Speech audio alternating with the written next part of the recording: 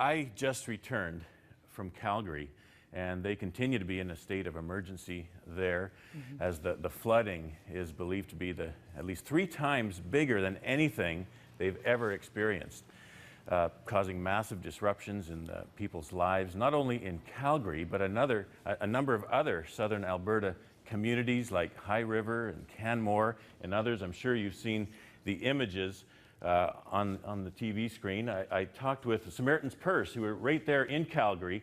They already very quickly assembled some hygiene kits that are going out to the most needy who have been displaced from their homes.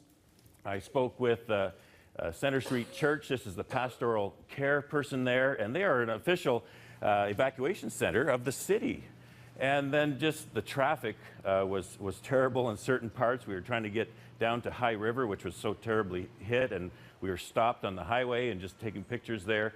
And of course, the fairgrounds, where the Calgary Stampede is supposed to begin in about 2 weeks. Yeah. And they're hoping, the Saddle Dome there, they're hoping to have it ready. It'd take a lot of work, a lot of volunteers if they're going to do that. Inside the Saddle Dome, of course, the water went up to about the 14th level of the seats. And so it is a mess. It needs a lot of help. And then downriver, they're preparing in Medicine Hat. There are pictures of Medicine Hat there because they're expecting the worst. And so they're getting ready. Already 10,000 people have been told to evacuate.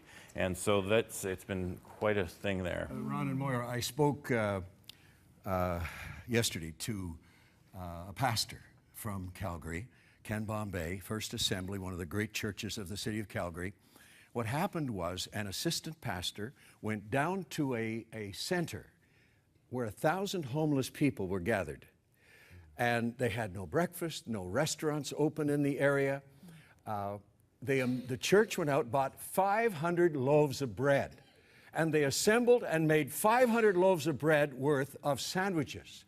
And the synagogue next door, they haven't had a lot of relationship through the years. They began to bring all kinds of kosher dills, I don't know what, but they began to bring all kinds of things together. And so the synagogue and the church were working together. And by about 9 o'clock in the morning, they had those 500 loaves of sandwiches down there to feed those 1,000 homeless people in that one holding center where they were gathered. Let's hope now, there are there's many an more example of the stories kinds like of things that can be Yeah. done when people really care one for another. Absolutely, and you'll be hearing more about that, and we want to report on, and we're putting a report together from my visit there yesterday.